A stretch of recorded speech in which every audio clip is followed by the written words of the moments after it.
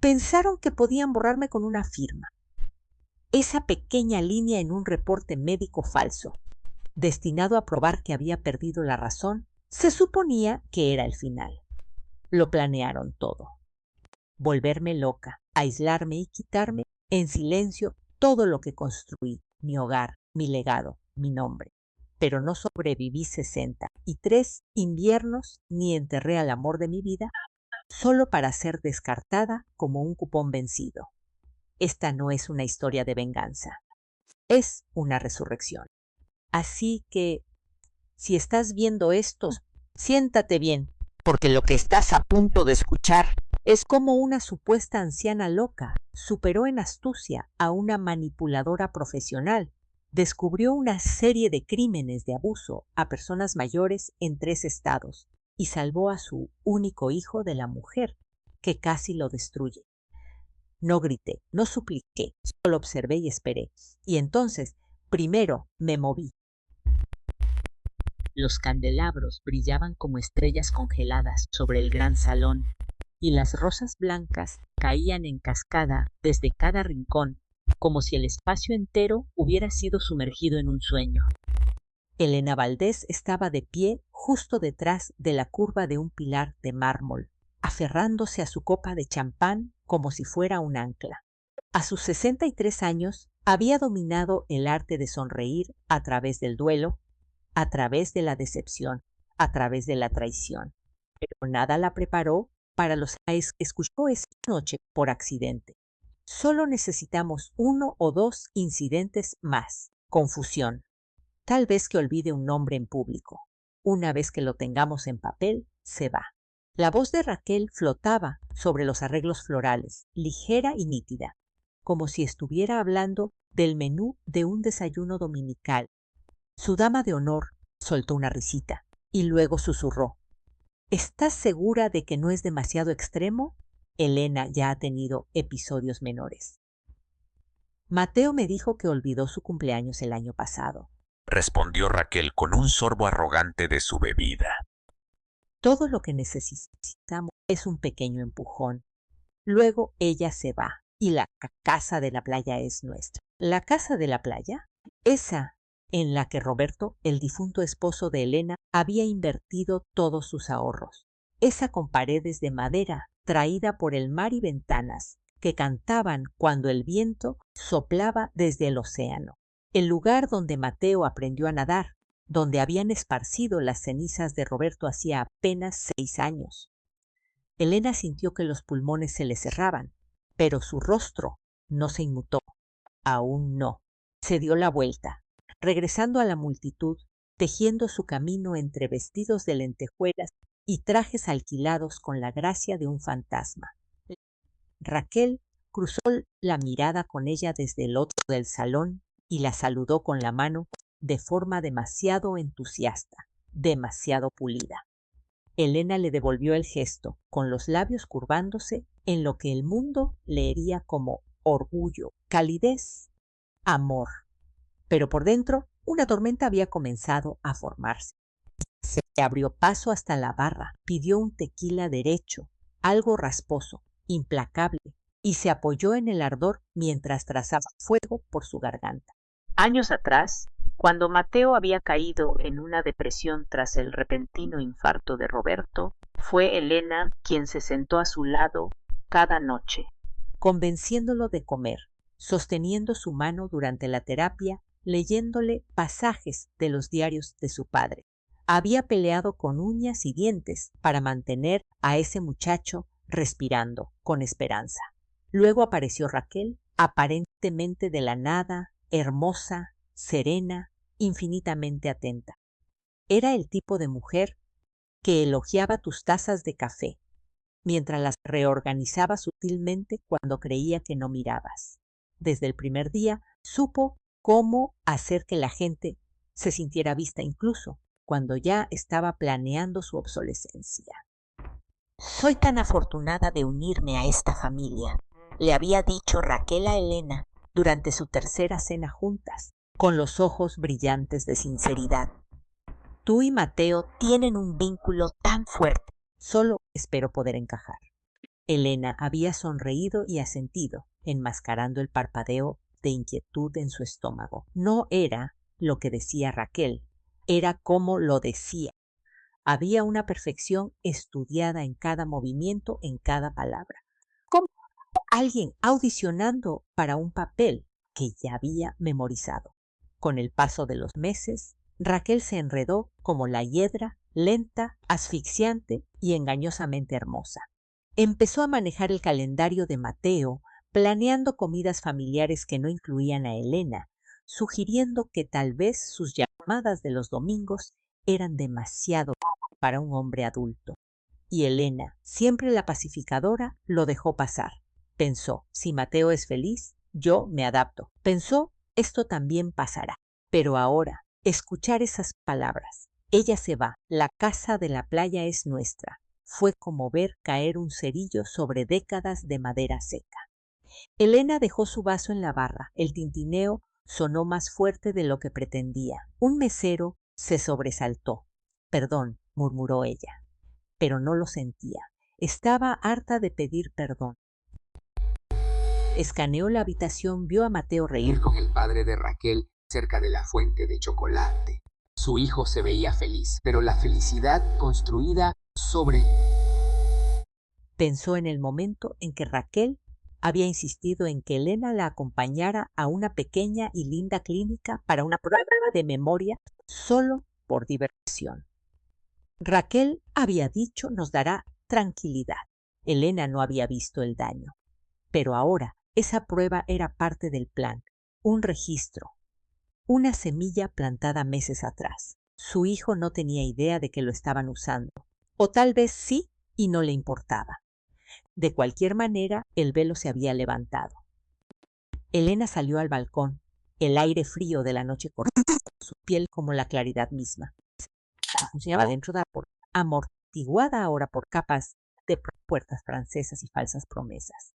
Sacó su teléfono, abrió la aplicación de notas de voz y empezó a hablar. Su voz era firme, baja, medida. Si algo me pasa, si me hospitalizan o me declaran incapacitada, por favor, escuchen esto. Mi nombre es Elena Valdés. Estoy en pleno uso de mis facultades mentales y esta noche, en la boda de mi hijo, escuché a mi nueva nuera, Raquel Montes, detallar un plan para internarme y obtener acceso a mis propiedades.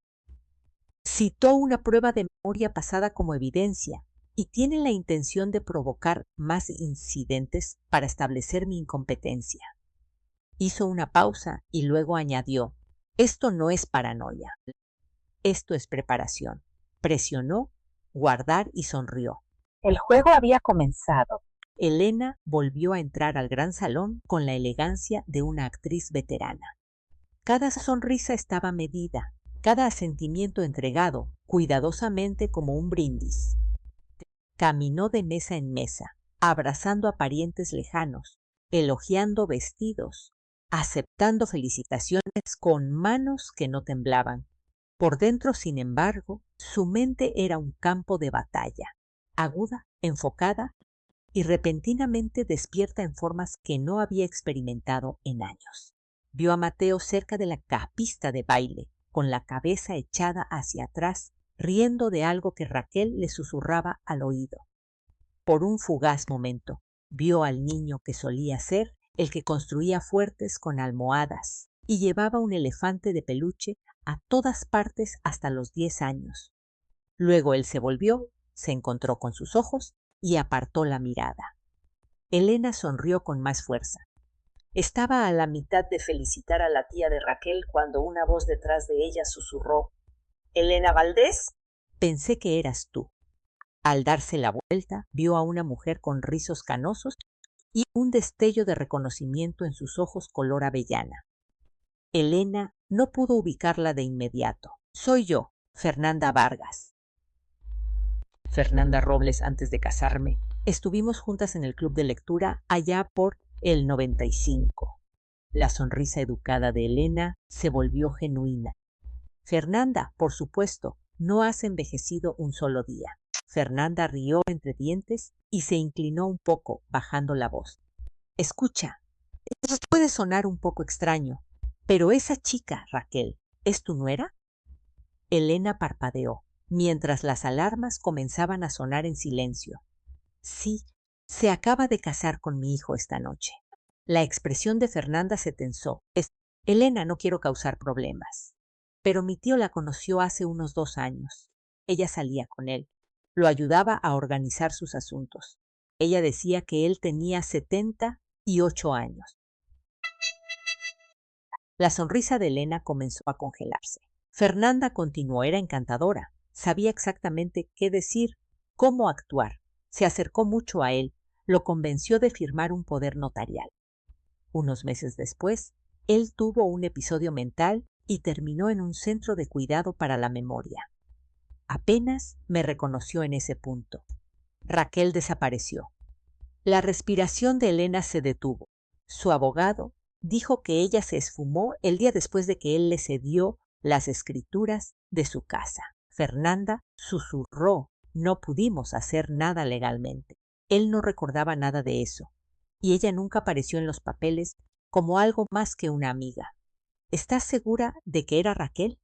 Fernanda asintió. Misma voz, misma cara, diferente color de cabello. Elena le agradeció en voz baja con educación y luego se excusó una vez más. Flotó por la habitación como la niebla, silenciosa, deliberada, y de repente todo encajó. La forma sutil en que Raquel siempre ayudaba con los documentos. Aquella vez que se ofreció a ir con Elena a actualizar su testamento, solo para hacerlo más fácil.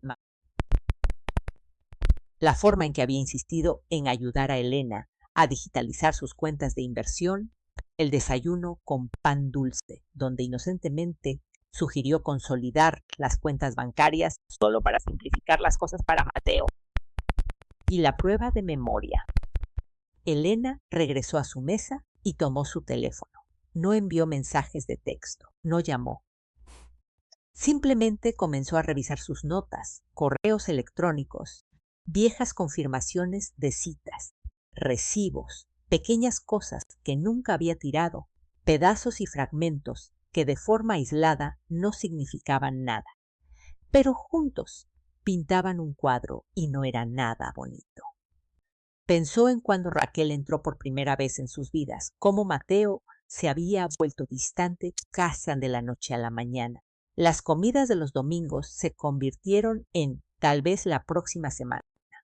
Sus charlas sobre libros se desvanecieron. Empezó a cederle la palabra a Raquel en cada conversación, consultándola antes de responder incluso preguntas simples. Y el momento más revelador de todos, cuando Raquel se había insistido en ayudar a Elena a renovar su certificado de ahorros. Es confuso con toda esa jerga bancaria.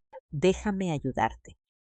Incluso había llenado parte del papeleo ella misma. Elena se había sentido vagamente incómoda en ese momento, pero agradecida por la ayuda.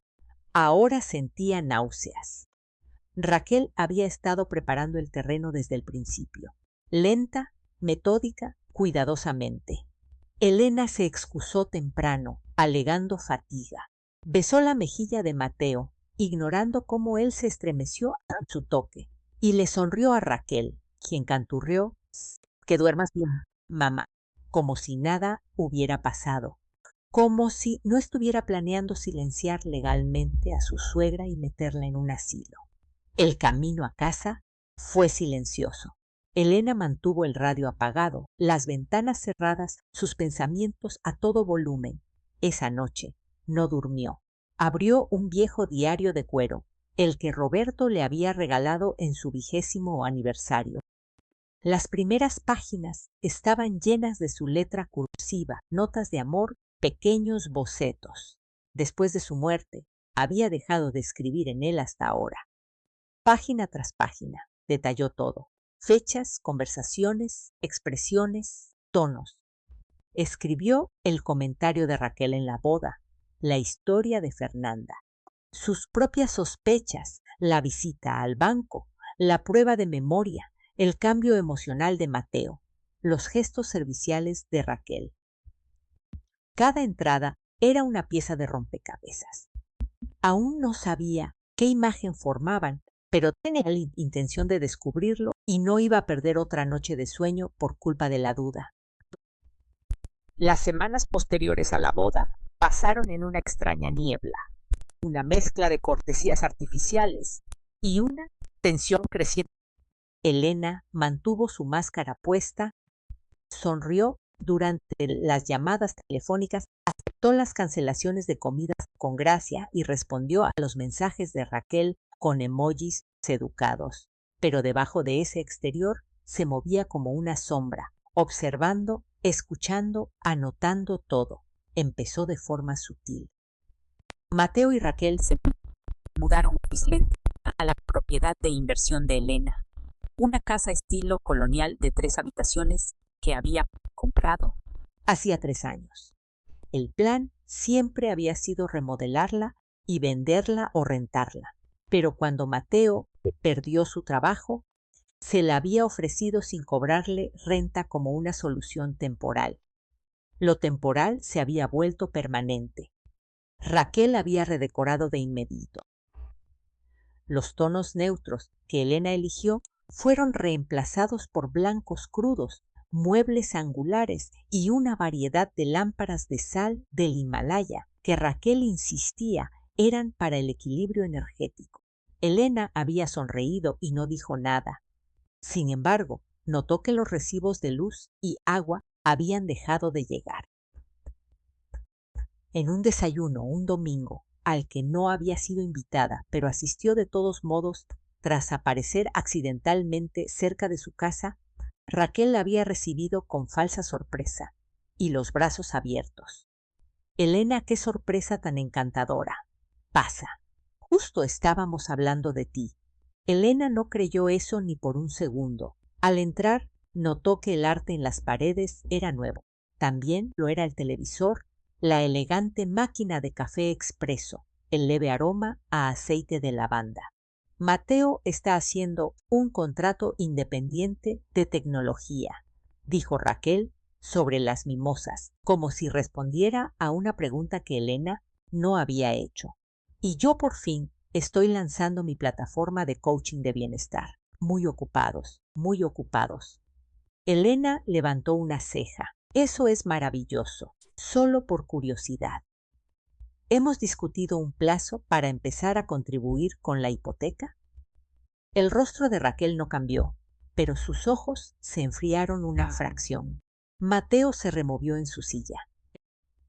Teníamos la intención de mencionar eso, dijo Raquel a la ligera. Es solo que con todas las inversiones iniciales, el equipo, la marca, los consultores, la cosa ha estado apretada, pero una vez que nos estabilicemos, absolutamente queremos contribuir.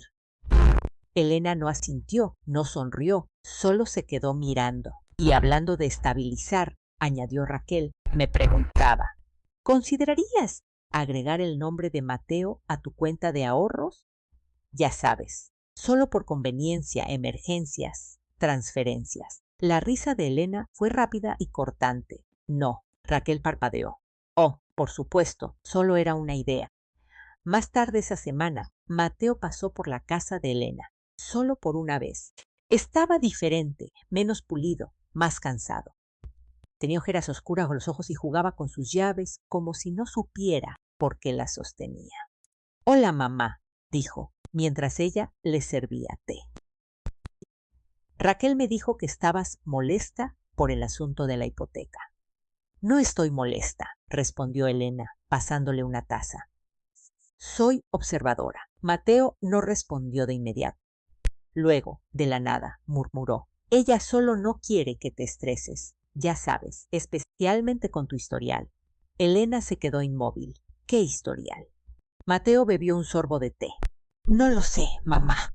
Quiero decir, Raquel dijo que tienes ese expediente de la clínica de neurología, la prueba de memoria. Así que solo está tratando de protegerte de los detonantes de estrés. Elena bajó su taza con cuidado. ¿Crees que soy mentalmente inestable? No, mamá, no es así. Es solo que Raquel dijo que es mejor ser cautelosos por si algo empeora. Los dedos de ella se curvaron alrededor del borde de la mesa. Mateo dijo suavemente. ¿Sabes por qué fui a esa clínica? Él dudó. Raquel dijo que fue tu idea. Elena asintió lentamente. Interesante. Esa noche manejó ella misma hasta la clínica. Aún tenían su expediente, pero algo andaba mal. El formulario de ingreso tenía múltiples entradas, algunas que no eran suyas. Los resúmenes de las citas estaban redactados de forma extraña, sugiriendo lapsos cognitivos leves y confusión de inicio temprano. A pesar de que Elena recordaba haber respondido todo correctamente, entonces lo encontró una nota firmada electrónicamente por una cuidadora, Raquel Montes. La página siguiente documentaba una recomendación para un seguimiento, una que nunca había llegado a Elena. Le temblaban las manos mientras pasaba a la última página. Ahí estaba una anotación oficial de que la paciente mostraba indicadores tempranos de deterioro. No era un diagnóstico, pero era suficiente para sembrar la duda, suficiente para solicitar la tutela legal, suficiente para arruinar a alguien. Elena salió de la clínica al aire frío de la noche Y se quedó mirando el horizonte. El cielo sangraba rojo sobre los cerros, la última luz del sol escondiéndose detrás de siluetas oscuras. Raquel había planeado esto por más tiempo del que pensaba, y Elena ya había terminado de jugar a ser amable. 2 días después de salir de la clínica de neurología, Elena entró en la oficina del licenciado Juan Macías, su abogado familiar de casi 2 décadas. La habitación no había cambiado. Los libros forraban las paredes, los reconocimientos acumulaban polvo detrás del cristal. Y Juan todavía usaba tirantes como si fuera 1982. Pero Elena había cambiado. Necesito liquidar ambas propiedades, dijo tan pronto como se sentó en silencio rápido, sin demoras. Juan levantó una ceja. ¿Estás segura? Sí. La casa de la playa y la propiedad de la calle de los Fresnos. Quiero títulos limpios. Exposición mínima, nada de agentes inmobiliarios con la lengua suelta. Juan bajó su pluma. Supongo que esto está conectado a la situación de Raquel. Elena le dio una sonrisa tensa. Ella es buena, Juan. Es muy buena. No será la primera en intentarlo, murmuró él, abriendo un cajón de archivos. Pero dudo que sepa con quién se está metiendo. Elena agradeció el sentimiento, pero sus instintos le advertían lo contrario. Raquel no solo era oportunista, era experimentada. Revisaron el papeleo cuidadosamente. Elena insistió en que todo se enviara por correo a un apartado postal que acababa de abrir y que cualquier comunicación electrónica estuviera encriptada. Juan prometió discreción. Las ruedas estaban en movimiento, pero Raquel ya estaba 2 pasos adelante. Esa noche Elena notó algo extraño. Un correo electrónico en su bandeja de entrada confirmando un cambio en su correo de recuperación de respaldo. Ella no lo había hecho. Sintió un hueco en el estómago. Llamó a su proveedor de inmediato y descubrió que alguien había solicitado un restablecimiento de contraseña apenas unas horas después de que ella salió de la oficina de Juan. Cambió todo, bloqueó cada cuenta, agregó autenticación de 2 pasos, pero el daño ya estaba hecho. Raquel lo sabía. En menos de una semana, los vecinos empezaron a llamar. Elena, odio preguntar, ¿pero estás bien? ¿Es cierto que has estado teniendo problemas de memoria? Escuché que acusaste a Raquel de espiarte. ¿Que crees que trabaja para el gobierno? Elena sentía que se le cerraba la garganta cada vez. Raquel estaba envenenando el pozo. Ella siempre había sido educada con los vecinos, ofreciéndoles hierbas de su jardín, organizando convivios, saludando desde el porche. Ahora, esas mismas personas la miraban como a una taza de té agrietada. En el supermercado, La cajera le preguntó: ¿necesita ayuda con su número de PIN de nuevo hoy, señora Valdés? Con una voz demasiado dulce, demasiado ensayada. Elena asintió con calma. No, gracias. Esa noche hizo otra cita, pero no con un abogado. Baja cara. Comparecía la científica detectives. Tenía rizos cortos, uñas pintadas de azul marino y una voz suave y medida, pero sus ojos eran afilados como navajas. Elena la invitó a tomar un café bajo el pretexto de discutir recursos de cuidado para adultos mayores para una amiga. Clara escuchó en silencio mientras Elena describía a una mujer que conozco cuya nuera podría estar manipulándola. Creo que lentamente está tratando de aislarla, dijo Elena con cuidado. Hacer que la declaren incompetente, tal vez no de forma abierta, muy sutil, pequeñas mentiras, ocultando recibos, falsa preocupación, una prueba de memoria por aquí, una sugerencia por allá. Clara ladeó la cabeza. ¿Y esta amiga tiene bienes? 2 casas, respondió Elena.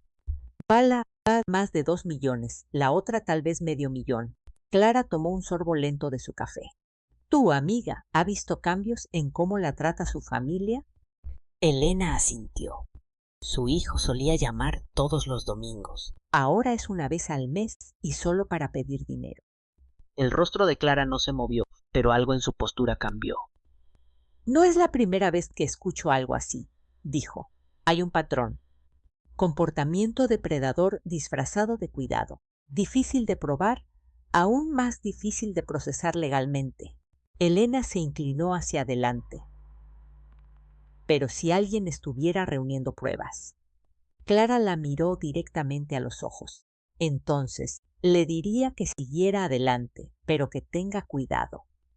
Si es tan experimentada como dices, sabe cómo hacer que personas como tu amiga parezcan inestables. Todo lo que se necesita es un incidente, un momento de confusión, una historia exagerada. Elena asintió lentamente. Así que es un juego a largo plazo. Sí, dijo Clara, y tu amiga necesitará aliados que puedan ver más allá de la actuación.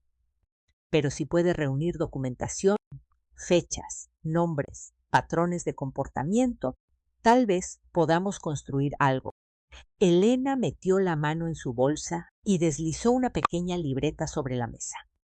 Ella ya empezó. Clara sonrió levemente y guardó la libreta en su maletín. Entonces dile a tu amiga, dijo suavemente, que no está sola. Esa noche, Elena se sentó en su porche envuelta en una cobija, observando cómo el viento se colaba. Raquel había declarado la guerra con susurros y rumores. Elena respondería con hechos, fechas, evidencia. No gritaría, no atacaría, esperaría. Y cuando llegara el momento, daría el golpe. El letrero de Se Vende apareció un martes por la mañana, brillante e impersonal, plantado firmemente en el césped podado de la casa de la calle de los Fresnos. Se erigía allí como un desafío, una audaz advertencia en letras rojas de que el cambio se avecinaba, le gustara a quien le gustara o no. Para el mediodía, el teléfono de Elena sonó. Era Mateo. «¿Estás bien en la casa?» la dijo, con la voz afilada por la incredulidad. «Ni siquiera nos dijiste». «No creí que fuera necesario», respondió Elena con serenidad. «Es mi propiedad. Han estado viviendo ahí por más de 1 año sin aportar nada. Es nuestro hogar ahora, mamá». Elena hizo una pausa, dejando que el peso de sus palabras se asentara. «Entonces debiste haberla comprado». Colgó antes de que él pudiera hablar de nuevo. Más tarde ese día, Mateo apareció en su puerta, con el rostro rojo y furioso. Raquel estaba con él, envuelta en un suéter color crema, con los ojos muy abiertos por una conmoción exagerada. «No entiendo», dijo Raquel, con la voz temblando lo suficiente como para atraer la simpatía de cualquier transeúnte. «Dijiste que teníamos tiempo. Nos hemos esforzado tanto lanzando mi negocio, ayudando a Mateo a estabilizar sus ingresos». Elena la cortó levantando una mano. No dije nada sobre permanencia. Han estado aquí más de un año sin pagar renta. No han hecho ningún esfuerzo por honrar el acuerdo financiero. Mateo intervino. Nunca dijiste. Que teníamos que firmar nada. Elena metió la mano en un cajón junto a la puerta principal y sacó un sobremanila. Se lo entregó en silencio. Adentro había un contrato de arrendamiento firmado, fechado y notariado. Mateo palideció. Pensé que esto era solo una formalidad, murmuró. Dijiste que era solo papeleo para cuestiones del seguro. Todo el papeleo es solo papeleo hasta que alguien deja de pagar sus cuotas, dijo Elena. No han pagado ni un centavo. Raquel se acercó a Mateo, poniendo una mano en su hombro. Mi amor, está bien. Hablaremos con nuestro abogado. Elena sonrió. Por favor, háganlo. Y lo hicieron. El abogado de Raquel, joven, confiado, demasiado caro, envió una carta en cuestión de días, alegando angustia emocional, solicitando un retraso en la venta y haciendo referencias vagas a un comportamiento mentalmente inestable por parte de Elena. Elena envió de vuelta un solo documento, el título de propiedad, seguido de una prueba del contrato de arrendamiento firmado, seguido de una carta notariada de su asesor financiero declarando su competencia mental y su agudeza para la planificación a largo plazo. La respuesta llegó rápidamente. No tenían caso. El plan cuidadosamente trazado por Raquel se estaba desmoronando, pero Elena sabía que no debía cantar victoria. En su lugar, cavó más profundo. Necesitaba más que victorias legales. Necesitaba entender. Necesitaba saber por qué alguien como Raquel hacía lo que hacía. Cómo se movía de víctima en víctima. Cómo nadie parecía capaz de detenerla hasta que era demasiado tarde. Empezó con registros, bases de datos públicas, transferencias de propiedades, organizaciones de cuidado de ancianos. Pero no fue hasta que visitó un centro de vida asistida bajo la excusa de buscar opciones de cuidado para una amiga, que tropezó con algo más. Era un lugar modesto en las afueras de la ciudad, limpio pero clínico. Elena recorrió las salas comunes, observó a los residentes. La mayoría estaban alegres. Unos pocos estaban retraídos. Entonces la vio. Una mujer de unos 70 y tantos años, con la piel pálida contra un cabello plateado cada vez más ralo. Estaba sentada sola cerca de la ventana, sosteniendo un marco de fotos, moviéndola sin emitir sonido. Algo en ella tiró de la memoria de Elena. Se acercó lenta y gentilmente. ¿Hola? ¿Le importa si me siento aquí? La mujer no respondió al principio. Luego se giró, con los ojos nublados, pero no vacíos. ¿Te conozco? Elena sonrió. No lo creo, pero estoy tratando de recordar a alguien. Una cuidadora llamada Raquel, joven, rubia, muy servicial. Solía trabajar en servicios de apoyo para personas mayores. La mano de la mujer tembló ligeramente. Raquel susurró. Ella me ayudó con mi testamento. Dijo que necesitaba protección de mi sobrino. Elena se inclinó con el corazón latiendo a 1000 por hora. ¿Y la necesitaba? Era tan amable, murmuró la mujer. Me dijo que mi sobrino solo quería mi casa. Ella se encargó de las reuniones con el abogado por mí. Después de eso, todo se volvió borroso. Me mudé aquí y no lo he vuelto a ver desde entonces. Elena parpadeó para contener el ardor de las lágrimas. ¿Cuál es su nombre? Lucila, dijo la mujer. Lucila Villarreal. Elena asintió lentamente, grabando cada detalle en su memoria. Raquel había hecho esto antes, y si Elena se salía con la suya, estaba a punto de... Elena regresó al centro de cuidado al día siguiente, esta vez con un ramo de lavanda y manzanilla, las favoritas de Lucila, según la enfermera. La mujer mayor sonrió cuando la vio con los ojos más claros hoy, la voz un poco más firme. Se sentaron junto a la ventana de nuevo, viendo cómo el viento agitaba el jardín de afuera. Elena colocó suavemente una pequeña grabadora digital en la mesa, discretamente escondida debajo de su bufanda. Lucila, dijo suavemente, ¿le importaría contarme de nuevo sobre Raquel? Quiero asegurarme de recordarlo bien para mí. Mi amiga. Lucila dudó, luego asintió lentamente.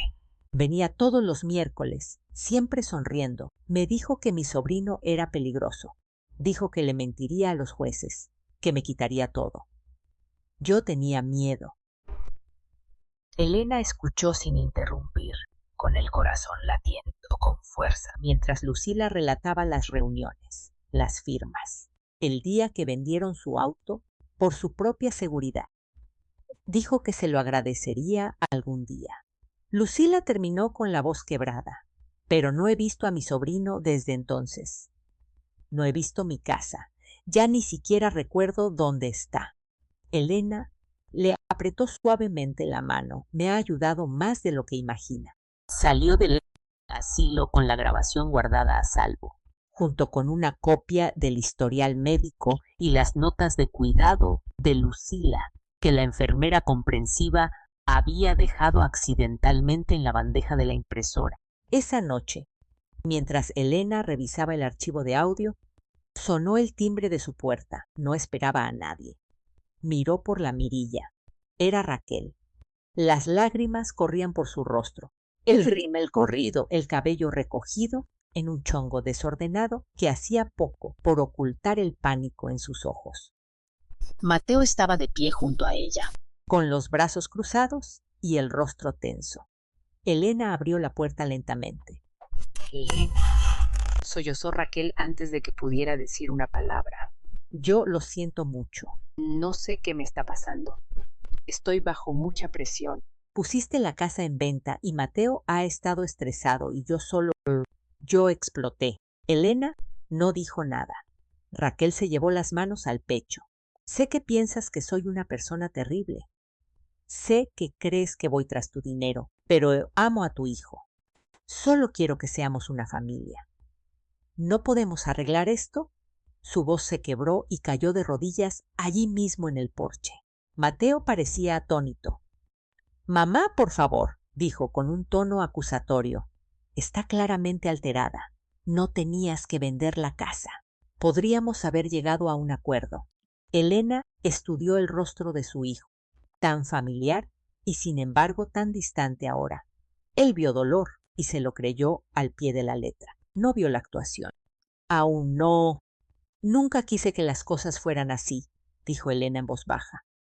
Pero a veces la verdad no sale a la superficie hasta que la gente empieza a escarbar. Raquel levantó la vista, con la confusión parpadeando en sus ojos. ¿A qué te refieres?, preguntó Mateo. Elena sonrió levemente. Me refiero a que todo está a punto de volverse muy claro. Ayudó a Raquel a ponerse de pie. Le entregó un pañuelo y observó cómo ambos caminaban de regreso a su auto. Raquel se aferró a Mateo como a un salvavidas, lanzando una última mirada suplicante por encima del hombro. Elena no se despidió. Entró a la casa y abrió su computadora. Subió la grabación de Lucila. Escaneó las notas de cuidado. Adjuntó los documentos del contrato de arrendamiento, el archivo de neurología falsificado, la firma falsa de la cuidadora. Luego escribió: Clara, esto es lo que he encontrado hasta ahora. Avísame si es suficiente. Y le dio a enviar. Menos de 24 horas después, Clara respondió: Elena, tenemos que vernos. Lo que encontraste abre una puerta. Ya he marcado 3 casos anteriores vinculados a Raquel bajo diferentes apellidos: Torres, Martínez y Delgado. Cada uno involucraba a una persona mayor. Cada uno involucraba acusaciones de deterioro cognitivo y transferencia de bienes. 2 terminaron en demandas. Uno se arregló en privado. Estoy solicitando acceso a archivos sellados. Podríamos estar ante un patrón. Clara, Elena se reclinó en su silla, con los ojos fijos en el mensaje. ¿Un patrón? ahora tenía nombre. Y Raquel Montes, cualquiera que fuera su verdadero nombre, estaba a punto de quedar atrapada en él. Comenzó con pasos sobre la grava. Elena acababa de servirse su café matutino cuando los escuchó. 4 pares distintos, lentos y deliberados, crujiendo a lo largo de su entrada. Miró por la ventana delantera y se quedó helada. Raquel Mateo, un hombre de traje gris que llevaba un maletín de cuero, y una mujer en uniforme médico. Su mano se apretó alrededor de la taza de café. Así que esto era todo, la intervención. Se había preparado para este momento, lo había repetido en su mente, como una secuencia de ajedrez. Aún así, verlo desarrollarse en tiempo real envió una sacudida a través de su pecho. No era miedo, sino enfoque. Raquel fue la primera en sonreír. Elena, dijo gentilmente, estamos preocupados por ti. Elena abrió la puerta sin decir una palabra.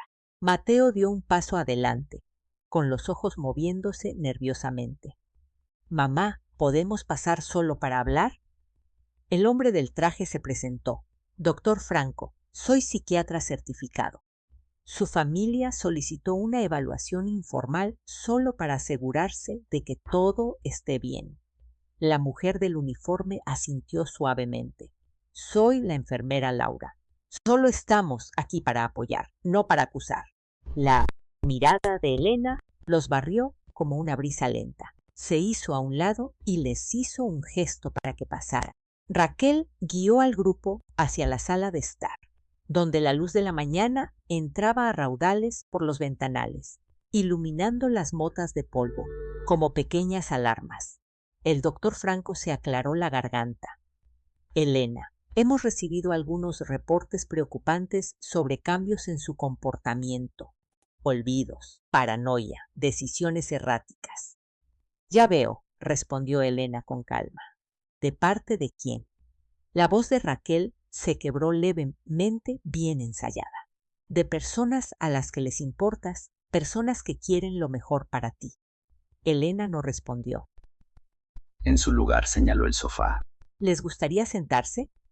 Mientras se acomodaban, Raquel sacó su teléfono.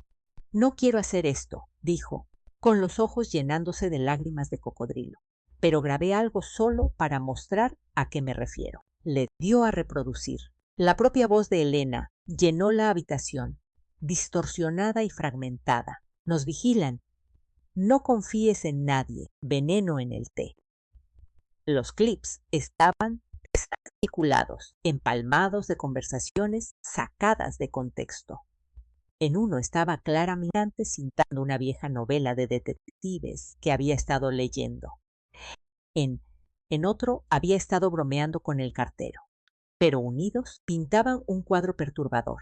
Mateo apartó la mirada. Elena dejó escapar un suave jadeo. Se aferró al brazo de la silla, con los ojos muy abiertos, interpretando su papel. Yo no dije esas cosas así. Está bien, dijo Raquel, con una voz de acero envuelta en terciopelo.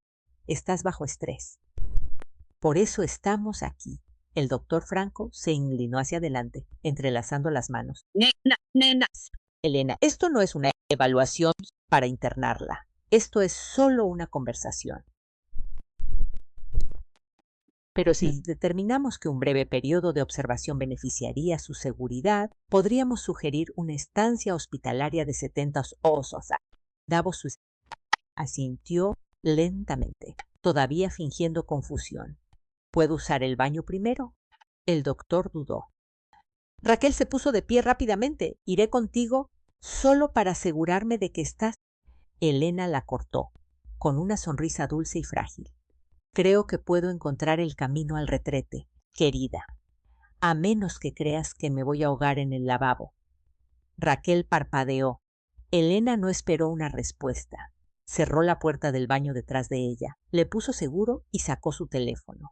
2 mensajes de texto, uno para Juan. Paso 2. Están aquí. Necesito abogado de inmediato. Graba todo. El otro para Clara. Están intentando la intervención reproduciendo cintas fabricadas. Plan B activado. jaló la cadena del inodoro para darle realismo, se salpicó la cara con agua fría y luego se quedó mirando su reflejo en el espejo. Era hora de actuar como la presa, solo por un rato más. Cuando regresó, todos estaban de pie. Raquel sostenía una tabla con sujetapapeles. Si estás de acuerdo, Podemos ingresarte esta tarde. Elena parpadeó. ¿Tan rápido? Hemos reservado una habitación por si acaso, dijo el doctor Franco, en Manantiales de Paz. Es un lugar cómodo, tranquilo, privado e ideal para evaluaciones. Los dedos de Elena temblaron. Manantiales de Paz. El mismo lugar al que enviaron a Lucila después de la interferencia de Raquel. El mismo lugar que su sobrino nunca volvió a visitar. Está bien, susurró Elena. Iré. Raquel exhaló como si hubiera ganado. Incluso extendió la mano para palmear el brazo de Elena. Elena se dejó guiar.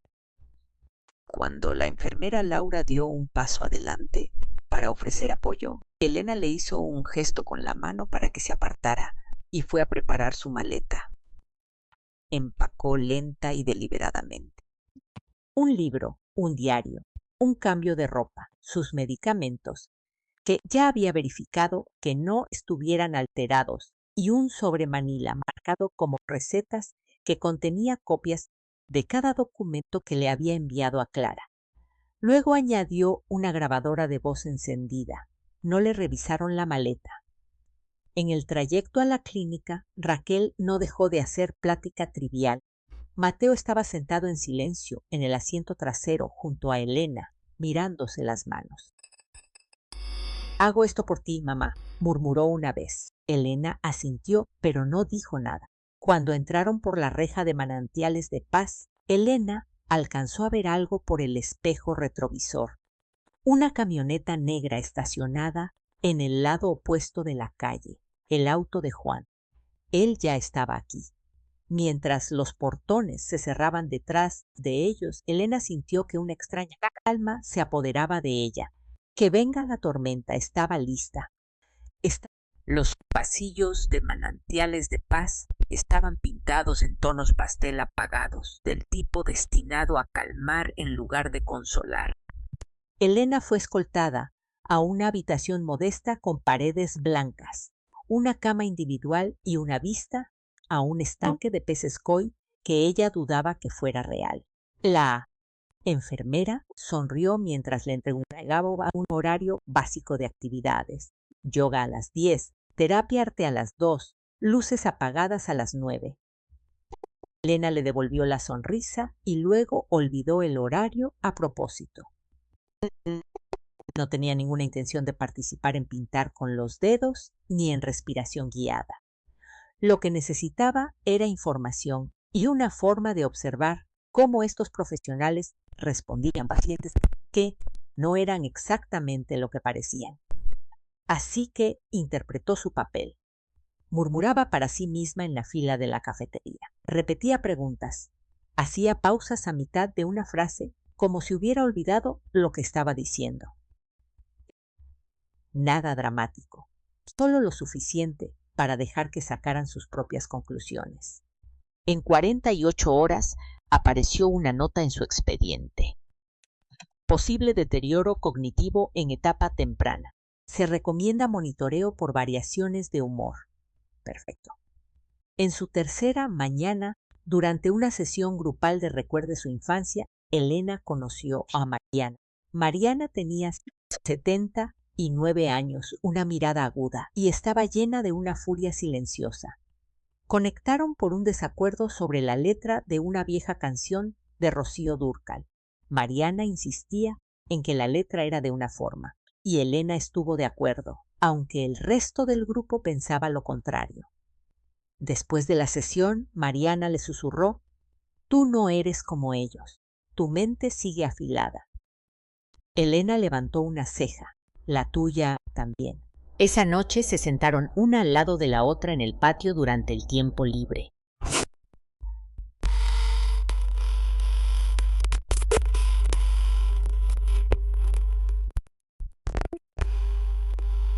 Y dijo: «Tacuamengo aquí». Empezó con pequeñas pruebas. ¿Qué comiste ayer? ¿Qué fecha es hoy? Luego empezó a hablar directa con los doctores. Elena se tensó. ¿Cómo se llamaba? Raquel. Raquel algo. Rubia. Dientes bonitos. Demasiado perfecta. Elena casi tira su té. Ella estaba ayudando con sus finanzas, continuó Mariana. Ayudando con las mías, también. Me dijo que era más seguro si consolidábamos las cuentas. Firmé algunas cosas, pero luego terminé aquí. Mi hijo no me ha visitado en 9 meses. Elena metió la mano en su suéter y sacó la diminuta grabadora de voz escondida en la costura. La encendió. ¿Estarías dispuesta a decir todo eso de nuevo? Preguntó. Mariana sonrió con tristeza. Pensé que nunca me lo pedirías. Durante la hora siguiente, intercambiaron historias como si fueran moneda de cambio. Nombres, fechas, detalles. Mariana recordaba que Raquel usaba otro apellido en aquel entonces. Torres, dijo, o tal vez Delgado. Elena lo anotó todo en una libreta de espiral. Esta noche dobló las notas y la grabación de Mariana en un sobre. Lo dirigió a Clara Domínguez y se lo entregó a la enfermera Ángela bajo el pretexto de que era una carta para mi sobrina. Ángela, que había visto a través de la actuación de Elena casi de inmediato, asintió una vez y se guardó el sobre en el uniforme. Elena sabía que era arriesgado, pero también sabía que el reloj no se detenía. Raquel no iba a esperar para siempre. Si el sistema de salud mental no la enterraba primero. Una maniobra legal podría hacerlo. 2 días después, Elena fue llamada a la oficina de la trabajadora social del centro. No había ninguna cita en el horario. Entró con cautela. Clara estaba sentada en la silla junto al escritorio vestida de civil, con la mirada afilada. Elena se sentó lentamente. Eso fue rápido. Adelanté las cosas, dijo Clara en voz baja. Tu carta fue exhaustiva y desgarradora. Elena ni siquiera parpadeó. ¿Los encontraste? Clara sintió. 3 víctimas confirmadas, todos ancianos, todos declarados mentalmente incapacitados a los pocos meses de interactuar con Raquel, cada vez bajo un nombre diferente. En 2 casos, ella ayudó con el papeleo legal bajo la apariencia de ser una cuidadora o consultora. En el tercero, dudó. Elena se inclinó hacia adelante. ¿Qué? La voz de Clara bajó aún más. En el tercer caso, la víctima, Margarita Cienfuegos, falleció en una institución mental 3 meses después de que Raquel presentara su evaluación inicial. La familia no impugnó. Creyeron en el diagnóstico. Raquel fue la última persona que la vio fuera del personal. Elena sintió que el aire abandonaba sus pulmones. ¿Y el hijo? Preguntó. Distanciado. La contactó una vez, luego se esfumó. Todavía estamos tratando de localizarlo. Elena cerró los ojos por un momento. Esto termina conmigo. No, dijo Clara poniéndose de pie. Esto termina gracias a ti. Acordaron los siguientes pasos: vigilancia, recolección de pruebas, un expediente formal con las agencias locales y federales. Clara construiría el rastro de papel. Elena se quedaría donde estaba, a salvo por ahora, pero no en silencio. Elena regresó a casa de Manantiales de Paz un jueves por la tarde, justo cuando el sol bajaba lo suficiente como para bañar la cocina con una luz color miel. Se tomó su tiempo caminando por cada habitación, enderezando un marco de fotos aquí, pasando la mano por el viejo barandal de roble allá. Todo estaba exactamente como lo dejó, excepto que ahora ella no era la misma mujer que había salido por esa puerta. Para el fin de semana se había corrido la voz. Los doctores la habían declarado apta, sin signos de deterioro cognitivo, sin necesidad de más observación. Caso cerrado. Raquel le envió un mensaje de texto a las pocas horas. Qué bueno que te sientes mejor, Elena. Avísanos si quieres compañía. Elena esperó 2 días. Luego respondió, ¿qué tal si cenamos? Solo nosotros tres, como en los viejos tiempos. Empecemos de cero. Raquel respondió con emojis de corazón y signos de exclamación. Mateo le siguió con un «Suena genial, mamá». Elena puso la mesa para tres. Preparó pollo al romero, puré de papa con ajo y una botella de merlot que fingió no saber que era la favorita de Raquel. Todo era intencional. Cada detalle importaba. Afuera, 2 autos estaban estacionados discretamente en la calle. Uno pertenecía al licenciado Juan Macías, su abogado. El otro, a Clara Domínguez y 2 oficiales de civil que bebían café, esperando una señal. Exactamente a las 6:57 de la tarde sonó el timbre. Raquel llegó primero, envuelta en seda y sinceridad. Mateo venía detrás, aferrado a una botella de vino barato y luciendo incómodo. Elena los recibió con una calidez que no era del todo falsa, pero tampoco del todo real. Te extrañamos, dijo Raquel, abrazándola como si nada hubiera pasado. Te ves increíble. La libertad me sienta bien, respondió Elena. Se sentaron, chocaron las copas e hicieron plática trivial. Mateo preguntó por la clínica. Raquel no paraba de hablar maravillas de su negocio, que casi empezaba a generar ganancias. Todos rieron cuando a Elena se le cayó accidentalmente una cuchara.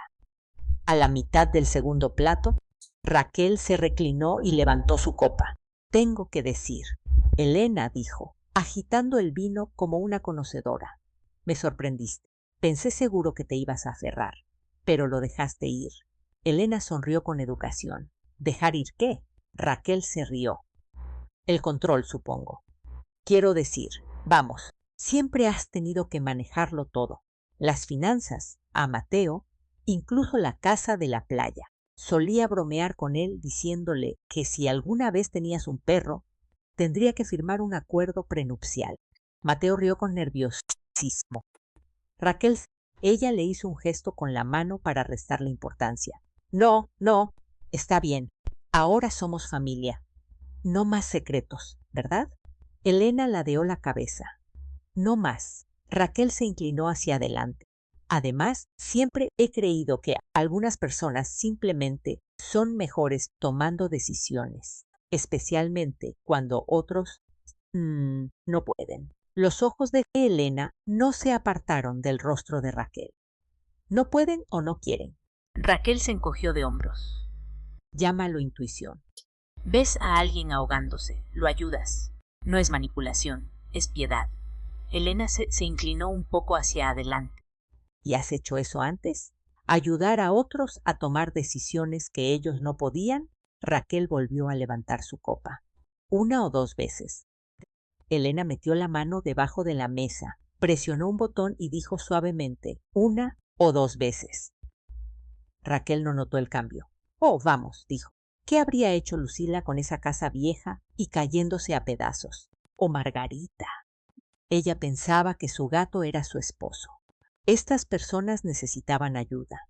Yo se las di. Nadie más dio un paso al frente. Mateo se quedó helado. Elena no parpadeó. ¿Y qué hay de mí?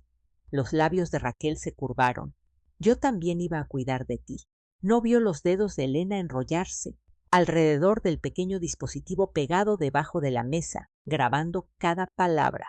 Afuera, en el auto estacionado, Clara se ajustó el auricular. La tenemos, susurró. Raquel alcanzó su copa de nuevo, todavía disfrutando del calor de su propia confesión, cuando la puerta principal crujió al abrirse. Al principio no se dio cuenta, pero Mateo volteó, sobresaltado. Elena permaneció quieta, con las manos entrelazadas sobre la mesa. Clara entró al comedor, flanqueada por 2 oficiales.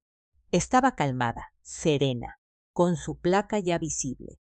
La copa de vino de Raquel se detuvo en el aire. ¿Qué es esto?, preguntó, su voz repentinamente frágil. Los ojos de Clara se clavaron en ella. Raquel Montes, también conocida como Raquel Torres, Raquel Martínez y Raquel Delgado. queda bajo arresto por conspiración para cometer abuso a personas mayores, fraude financiero y falsificación de evaluaciones médicas con la intención de controlar los bienes de adultos vulnerables. La boca de Ra se abrió y luego se cerró. Sus ojos iban de Clara a Mateo a Elena y de regreso. El color desapareció de su rostro. No pueden hablar en serio, dijo, poniéndose de pie abruptamente. Esto es una locura. Siéntese, dijo uno de los oficiales con firmeza. Raquel retrocedió en su lugar, tirando su silla. No he hecho nada malo. Clara dio un paso adelante, con la voz firme pero eléctrica. Margarita Cienfuegos, Lucila Villarreal, Mariana Robles, todos sus expedientes apuntan a ti. ¿Y sabes la parte que hace que esto sea personal? Sacó algo del bolsillo de su chamarra, una foto gastada en los bordes, y la golpeó contra la mesa. Esta es mi hermana, Mariana. ¿La recuerdas? A la que convenciste de que estaba perdiendo la cabeza. A la que aislaste de su hijo hasta que dejó de reconocer su propio nombre. Raquel se quedó paralizada. Elena sintió que a Mateo se le cortaba la respiración a su lado. ¿Tú eres su hermana?, susurró él.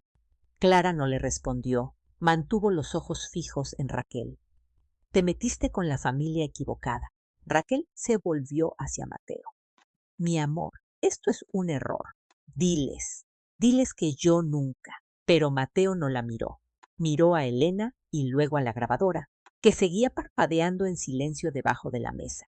Lo escuché, dijo, con una voz que apenas superaba un susurro. Todo. Retrocedió tambaleándose, desplomándose en su silla como si alguien hubiera cortado los hilos que lo sostenían. No lo sabía, murmuró. Dios, no lo sabía. Las manos de Raquel estaban temblando ahora. No le crees, ¿verdad? Está tratando de destruirnos. Te ha estado manipulando desde el principio. Elena se puso de pie, lenta y deliberadamente. No, Raquel, dijo suavemente. Tú lo has estado manipulando a él. Los oficiales se acercaron. Uno le leyó a Raquel sus derechos mientras la esposaban. Los otros se pararon entre ella y la mesa, por si acaso. Raquel no peleó. Miró a Elena con ojos llenos de veneno y miedo. ¿Crees que esto te convierte en la heroína? Sí, escupió. ¿Crees que él te va a perdonar por esto? Elena no se inmutó. Esto no se trata de perdón, se trata de la verdad. Sacaron a Raquel por la puerta principal, con sus protestas desvaneciéndose a cada paso. La calle estaba en silencio, la luz del porche proyectando largas sombras sobre la entrada. Cuando la puerta se cerró, el silencio llenó la habitación como la niebla. Mateo no habló. Solo se quedó sentado, mirando fijamente el espacio que Raquel había ocupado momentos antes. Elena caminó alrededor de la mesa y se arrodilló a su lado. Lo siento mucho, dijo él, con las lágrimas resbalando por su rostro. Debí haberlo visto. Dejé que me usara. Elena puso una mano sobre la de él. Las madres no llevan cuenta, Mateo, dijo en voz baja. Solo sobrevivimos a las tormentas. Él la miró con los ojos enrojecidos. No merezco tu perdón. Ella lo atrajo hacia un abrazo. No te estoy dando mi perdón, susurró. Te estoy dando una segunda oportunidad. El juicio no tomó mucho tiempo. El historial de Raquel, una vez disperso en varios estados y bajo diferentes alias, finalmente se había tejido en una línea de tiempo coherente de engaño, fraude y explotación. Con los testimonios de las víctimas, algunas en la corte, otras por video, y la montaña de evidencia reunida por Elena y Clara, el resultado era inevitable. Se declaró culpable para evitar una sentencia mayor, 5 años en una prisión federal. Se añadieron órdenes de restitución, pero Elena sabía que la mayoría de las víctimas nunca verían un centavo. Aún así, la justicia, aunque imperfecta, finalmente había alcanzado a Raquel Montes, si es que ese era siquiera su verdadero nombre. Elena no asistió a la audiencia de sentencia. No lo necesitaba. Para entonces, ella ya se había ido de la calle de los Fresnos, se había ido de la casa que Raquel había intentado robar con susurros y papeleo, se había ido de las mentiras perfectamente arregladas que alguna vez definieron su día a día. Se mudó a un modesto condominio frente al mar a 1 hora de distancia, un lugar tranquilo, con paredes blancas, pisos que crujían y ventanas que daban la bienvenida a la brisa cargada de sal. El edificio era más antiguo que su última casa, los vecinos menos entrometidos, la decoración completamente suya. No hubo gran anuncio ni celebración, solo silencio y paz. Cada mañana caminaba por la orilla con un termo de café. Recolectaba conchas sin importarle si combinaban. A veces leía novelas de misterio en el balcón hasta que la luz se desvanecía y las estrellas emergían una por una. La libertad, descubrió, no siempre era ruidosa. Mateo llamaba 1 vez por semana. A veces 2. Había empezado a ver un hombre tranquilo que no juzgaba, que lo ayudó a desenredar los nudos que Raquel le había atado al cuello. Se había mudado a un departamento de una recámara, cerca de su nuevo trabajo en logística de datos. El trabajo era estable, el sueldo decente, y por primera vez en años no se encogía al ver los recibos vencidos. Elena ya no pedía disculpas, no lo necesitaba. Se veían para cenar 1 vez al mes, por lo general en un café junto al mar, a medio camino entre sus casas.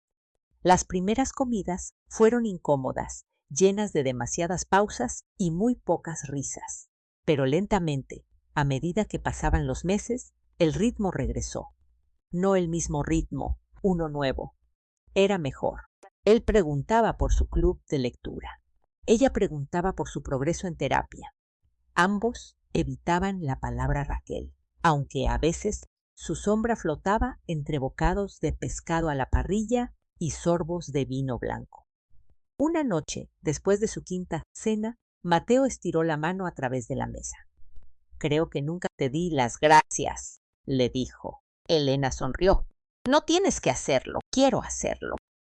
Ella le apretó la mano. «Entonces las aceptaré». Y eso fue suficiente. Semanas después, Clara llamó. Elena estaba en el balcón tomando té, viendo llegar las olas, cuando el teléfono vibró. «Quería darte una actualización», dijo Clara. Elena se enderezó en su silla. «Te escucho. Mariana, mi hermana, está mejorando poco a poco. Ahora recuerda más cosas. La terapia está funcionando y en el centro acordaron darle de alta antes de tiempo». La vamos a mudar a una casa de cuidado privado el mes que entra. Elena exhaló, sonriendo. «Eso es maravilloso, Clara». «Hay más». Clara continuó. «Lucila, ¿la recuerdas?» «Por supuesto. Se le ha concedido la restitución. El juez ordenó congelar los bienes de Raquel. Parte del dinero venía de cuentas fachada, rastreables ahora. Lucila recuperará parte del valor de su casa. No todo, pero lo suficiente para que importe». Elena asintió. «Me alegro». Clara dudó. «Una sobreviviente más. La hermana de Margarita Cienfuegos. Sigue en el asilo. Intentamos comunicarnos con ella la semana pasada. No reconoce a nadie. El daño mental y emocional es profundo». Elena cerró los ojos. «Algunas personas salen con cicatrices», dijo. «Otras nunca logran salir». Clara se quedó en silencio por un momento. Luego dijo: «Tú ayudaste a detenerlo». «No», respondió Elena en voz baja. «Yo ayudé a sobrevivirlo». Terminaron la llamada, no con despedidas, sino con un entendimiento compartido. Algunas victorias no necesitan trompetas, algunas se susurran en el viento. Más tarde esa noche, Elena se sentó en la mesa de su cocina, hojeando un viejo diario, el que usó durante la investigación. Páginas de notas, fechas, observaciones, evidencia. En la parte de atrás había una sola página, en blanco, por una oración que había escrito semanas atrás. Ser madre no significa quedarse en silencio. Añadió una segunda línea debajo. Ser fuerte no siempre significa hacer ruido. Cerró el diario. Luego se sirvió otra taza de té y caminó hacia la ventana. La marea estaba subiendo y por primera vez en mucho tiempo no se preparó para el impacto de lo que pudiera llevarse. El mensaje llegó poco después de la medianoche. Elena tumbó suavemente en su buró, sacándola del borde del sueño. Se frotó los ojos, esperando una alerta de spam o tal vez un recordatorio del calendario que había olvidado cancelar. Pero lo que vio la hizo sentarse de golpe. Hola, lamento contactarla de esta manera. Mi nombre es Laia Chen. Conseguí su número a través de la detective Clara Domínguez. Creo que mi madrastra le está haciendo algo a mi papá. Algo parecido a lo que le pasó a usted. ¿Podríamos hablar? Elena se quedó mirando la pantalla, con el corazón de repente demasiado consciente de su propio ritmo. Habían pasado meses desde que Raquel fue sentenciada, desde que los últimos susurros de engaño se habían desvanecido de su vida. Había salido de esa tormenta con cicatrices, sí, pero había encontrado la paz en sus patrones. Y sin embargo, aquí había otra tormenta, tocando suavemente a su puerta. Tecleó una respuesta. Por supuesto, Laia. Aquí estoy. ¿Cuándo te gustaría hablar? Acordaron una llamada para la mañana siguiente. Laia sonaba joven, de unos 20 y tantos años a lo mucho. Su voz temblaba de urgencia, pero sus palabras eran cuidadosas, ensayadas. Mi papá se volvió a casar hace 2 años, empezó, después de que mamá murió. Al principio, Vanessa era maravillosa, atenta, cariñosa. Ayudó a papá a organizarse, lo empujó a comer mejor, a hacer ejercicio, incluso le compró ropa nueva. Elena murmuró, suena familiar. Laia captó la indirecta. Eso es lo que me asusta. Hace 1 año papá dejó de llamarme tanto. Cancelaba nuestras comidas, decía que estaba muy cansado o que Vanessa ya tenía planes. Luego lo cambió con un nuevo asesor financiero. Logró que consolidara sus cuentas. Ni siquiera me enteré hasta que el banco me llamó, confundidos de por qué yo ya no estaba en la lista como su contacto de emergencia. ¿Le preguntaste al respecto? Lo intenté. Le restó importancia. Dijo que solo estaba simplificando las cosas, pero últimamente se le han estado olvidando cosas muy básicas. Mi cumpleaños, el nombre de su antigua empresa. Me dijo la semana pasada que estaba considerando vender la casa y mudarse a una comunidad de retiro. Una que Vanessa encontró. La busqué. Es más bien una instalación de confinamiento. El estómago de Elena se retorció.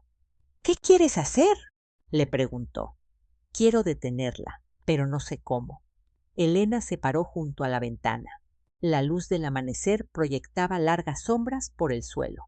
Las olas a lo lejos estaban en calma, pero sus manos temblaban como solían hacerlo cuando se escondía detrás de pilares de mármol en una recepción de bodas. Yo sé cómo, le dijo. Durante las semanas siguientes, Elena se convirtió en algo que no había sido en años. Vigilante. Entrenó a Laia sobre qué observar. Patrones, frases, comportamiento de aislamiento, movimientos financieros inexplicables, manipulación emocional disfrazada de cuidado. Laia era astuta.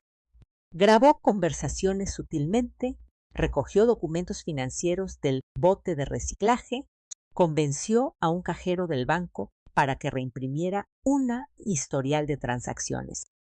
Vanessa había movido más de $40,000 de cuentas conjuntas a un fideicomiso, el cual no existía. Elena le pasó la información a Clara, quien desde entonces se había convertido en su socia no oficial en la justicia silenciosa. Abrieron un caso, reunieron declaraciones y se movieron más rápido de lo que Raquel jamás imaginó posible. No llegó a juicio. Vanessa retrocedió una vez que fue confrontada con la evidencia. El padre de Laia Fue evaluado de forma independiente, sin signos de demencia, solo estaba sobremedicado con suplementos y hierbas relajantes. Vanessa se los había estado escondiendo en el té. Elena no conoció a Laya en persona, no lo necesitaba, pero una mañana recibió un paquete. Adentro había un ramo de flores silvestres, una nota escrita a mano y una pequeña concha de mar pintada con las palabras: «Salvaste a mi familia». «Gracias, Laya». Elena colocó la concha en el alféizar de su ventana. Esa noche se sirvió una copa de Pinot Noir y la luz a la terraza. El sol se estaba ocultando suavemente en el Pacífico, arrojando oro y carmesí sobre las olas. Se sentó en su silla, con una cobija sobre las piernas y la copa de vino en la mano. Ya no había ninguna Raquel en su mente ahora, ni ecos de traición, ni amargura en su pecho, solo silencio y fuerza. Mateo vendría de visita la semana próxima. Habían empezado a hacer senderismo juntos, reconstruyendo lentamente no solo la confianza, sino las experiencias compartidas. Él estaba saliendo con alguien de nuevo, una buena chica esta vez, sin señales de alerta, solo largas caminatas, listas de reproducción compartidas y sanación. Elena finalmente había dejado de esperar la próxima emboscada. En su lugar, había empezado a preparar a otros para defenderse a sí mismos. No se veía a sí misma como una heroína, pero tal vez, solo tal vez, se había convertido en una luz de advertencia, esa que parpadea silenciosamente por el rabillo del ojo de alguien, recordándoles que el amor nunca debe costarles la dignidad. Mientras la última luz se hundía bajo el océano, Elena levantó su copa en un brindis silencioso por las segundas oportunidades, por las mujeres que se negaron a desaparecer, por los que habían sido heridos pero no rotos, por la verdad. Y luego susurró las palabras que alguna vez había escrito en un diario, pero que nunca había compartido en voz alta. El amor no es rendición, el perdón no es olvido, y la claridad es el mayor regalo